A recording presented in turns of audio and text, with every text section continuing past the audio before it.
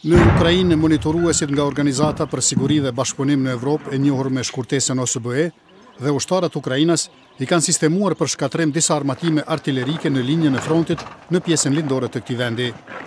Eksplodimi kontrolluar u bë dje në fshatin e Kominternove, ku mbetjet e predhave të tankeve dhe të makinave artillerike paraqesnin rrezik për civilët.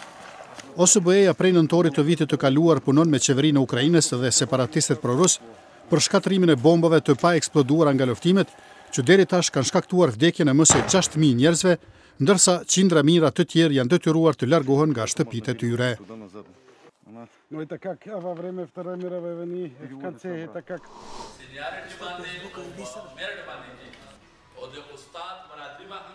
Mësuesit në Pakistan në territoret fisnore janë mbledhur në qytetin e Peshawar për të kërkuar nga qeveria që të paguhen e njëjtë sikur mësuesit në pjesët e tjera të këtij vendi.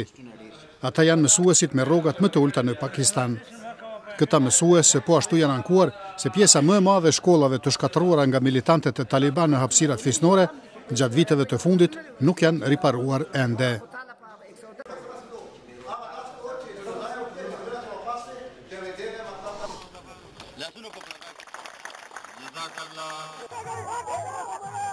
Mbesim në Pakistan, ku zyrtarët lokal në pjesën veri perëndimore të rrethit fisnor Mohmand kanë mbajtur një festival sportiv për të rinjt.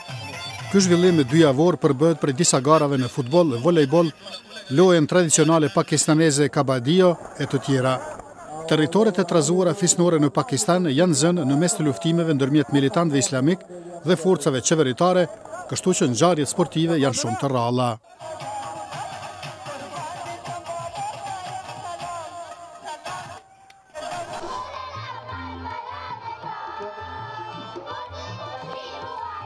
Në Afganistan, afro 5.000 studente kanë shënuar përfundimin e semestrit dimror në një shkollë të cirkut në Kabul. Kjo shkollë speciale shërben kryesisht për fëmijët nga familje të zhvendosura në kryeqytetin Kabul, me që rast u mundësohet atyre të mësojnë aftësitë për cirk, siç janë kërcimet dhe akrobacionet, gjatë studimeve të rregullta.